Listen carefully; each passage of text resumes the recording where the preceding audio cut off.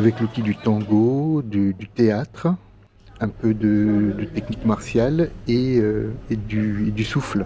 Comment on marche, comment on se déplace, comment on déplace notre poids dans l'espace. Avec les exercices que vous nous avez proposés, on se rendait compte de choses qui n'allaient pas et d'autres choses qui allaient. Comme par exemple l'exercice où on devait, avec les yeux bandés, vous voyez. Et celui-là, je me suis rendu compte que j'avais du mal à faire confiance aux autres. C'est pas l'idée d'emporter de l'assiette, de comment se tenir et comment faire que cette tenue puisse être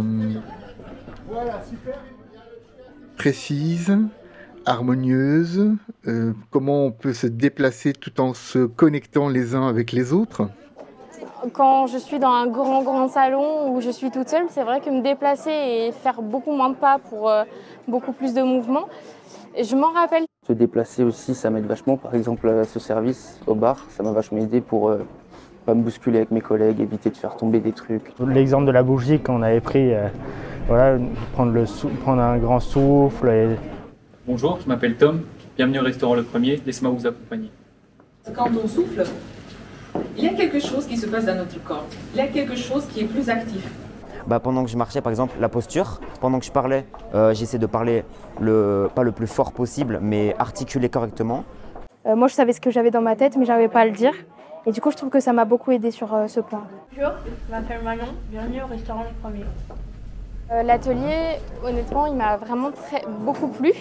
Et il m'a servi dans tous les jours après pour la communication, comment on argumentait nos plats, comment on pouvait décrire une assiette en donnant la forme aux mots. Je pense qu'avec vos exercices, on s'est vraiment rendu compte que tout seul, on ne peut pas forcément y arriver. On s'est rendu compte qu'on devait travailler avec d'autres personnes, qu'on était obligé de travailler avec eux, qu'on ne pouvait pas ne pas s'entendre avec certaines personnes. On a pu se rapprocher.